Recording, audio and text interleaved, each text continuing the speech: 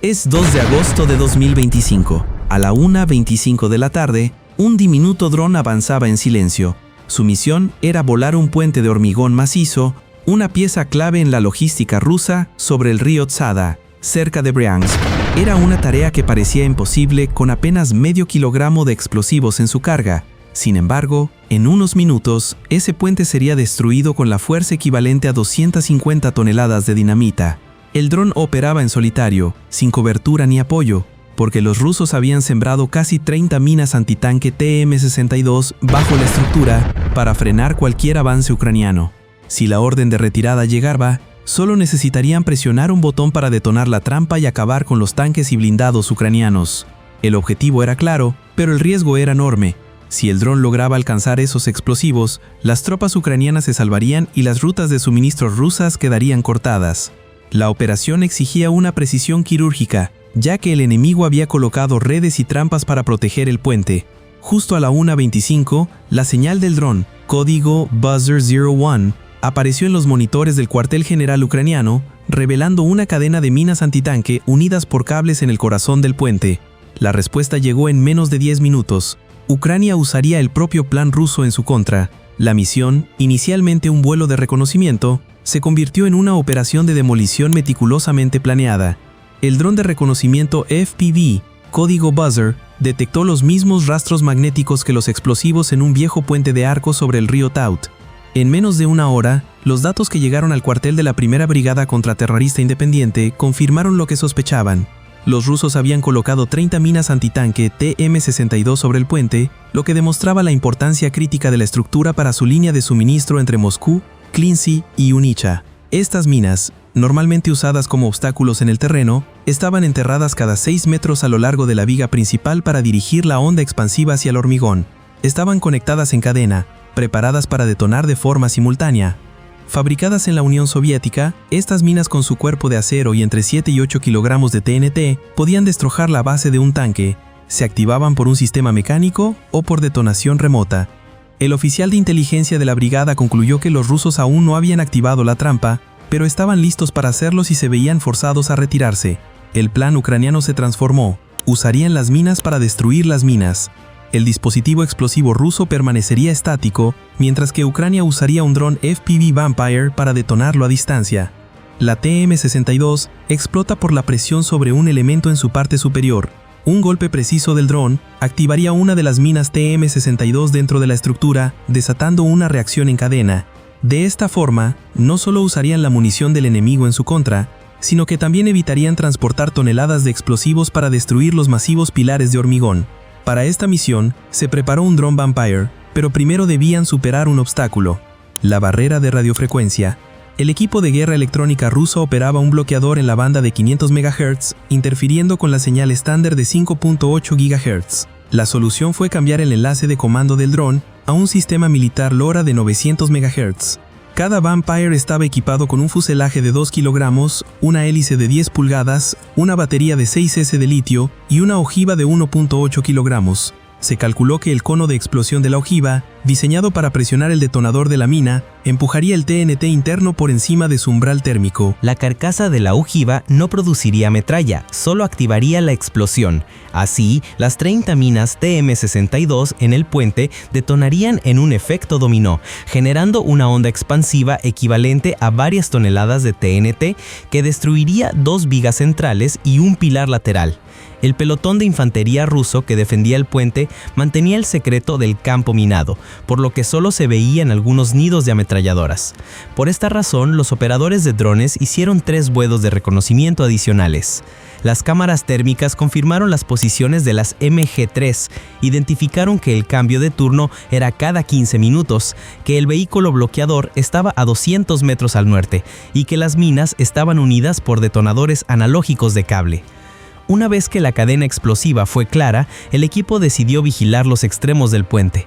El puesto de MG-3 del lado norte sería rastreado térmicamente y cuando el dron detectara que el arma se alzaba, un dron FPV vacío con código BAT se enviaría como señuelo. Mientras la ametralladora se concentraba en el señuelo, el verdadero Vampire pasaría por debajo de la estructura a baja altura. En otras palabras, el dron real sería protegido para el ataque. El BAT volaba 35 metros sobre el río, directo hacia la posición MG3 del norte, con el motor a máxima velocidad para provocar una reacción. Y funcionó. Cuando el destello del cañón de la MG3 apareció en la pantalla de baja resolución, el piloto del Vampire 1 bajó su altitud a 6.3 metros y el velocímetro marcó 58 km por hora. En ese instante, el vehículo bloqueador emitió un ruido blanco en la banda de 500 MHz y la pantalla del señuelo comenzó a fallar. Sin embargo, el Vampire real, en su portadora de 900 MHz, transmitía sus datos sin errores. El piloto no corrigió su curso porque el piloto automático estaba conectado a la línea de posición de las minas TM-62. El dron Vampire se lanzó hacia el pilar sur. El operador se esforzaba por mantener la estabilidad horizontal. En la transmisión en vivo, las placas de presión redondas de las minas se veían como manchas fantasmas en el reflejo del agua. El cable negro que conectaba la cadena explosiva se estiraba hacia el centro del puente. Cuando el dron alcanzó la altitud objetivo, la viga amortiguadora bajo su nariz tocó el hormigón, absorbiendo el impacto y colocando el cono de plástico con precisión sobre la placa de presión de la TM-62. El piloto dio la orden de detonar y el cono desvió la cubierta de la mina en un ángulo de 40 grados, entregando una ráfaga térmica al TNT. La mina estalló con toda su fuerza, iniciando una reacción en cadena que activó a las 29 minas restantes. La presión, equivalente a 8 toneladas de TNT, levantó el puente, rompió la viga principal y arrancó los pilares laterales de su base. La explosión envió una nube de humo y escombros hacia la superficie del agua. El tramo central de hormigón de 22 metros se pulverizó en polvo rojo y negro. Al mismo tiempo, la parte sur del Vampire fue destrozada por la onda expansiva, pero la misión estaba cumplida. La onda de choque se propagó a 1380 metros por segundo. El francotirador ruso en la posición MG3 probablemente colapsó tras su trinchera. El generador diésel del vehículo mezclador fue destrozado y el ruido de la radio se detuvo. El algoritmo que calculaba la distribución de peso post-explosión confirmó que el puente no podía ser salvado. Los dos arcos principales, de 600 milímetros de grosor, se habían dividido en 5 fragmentos. El más pesado pesaba 48 toneladas, demasiado para las grúas de 25 toneladas disponibles para los ingenieros rusos. La posibilidad de reparación era nula. Cuéntanos desde dónde nos ves en los comentarios.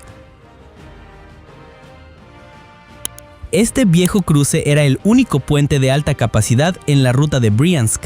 Antes de que el informe de la demolición llegara al mando central, el convoy de suministro Vasa-2 ya recibía la orden de cambiar de ruta. 8 camiones cisternas y 4 camiones de amunición ARTS de 122 milímetros estaban a solo 11 kilómetros del puente. Si la explosión se hubiera retrasado media hora, el desastre para Rusia habría sido total. El centro de logística desvió el convoy por un camino de tierra, una ruta con un límite de peso de 20 toneladas. Los camiones cisterna no podían pasar, lo que retrasó la entrega de combustible y municiones en 24 horas. 3 horas después de la destrucción, las tropas rusas en Briansk miraban las fotos del puente y difundían propaganda diciendo que los ucranianos lo habían volado con varias toneladas de TNT. La realidad, sin embargo, era que el total de explosivos ucranianos fue de 3.6 kilogramos. El resto eran las minas TM-62 enterradas por los propios rusos.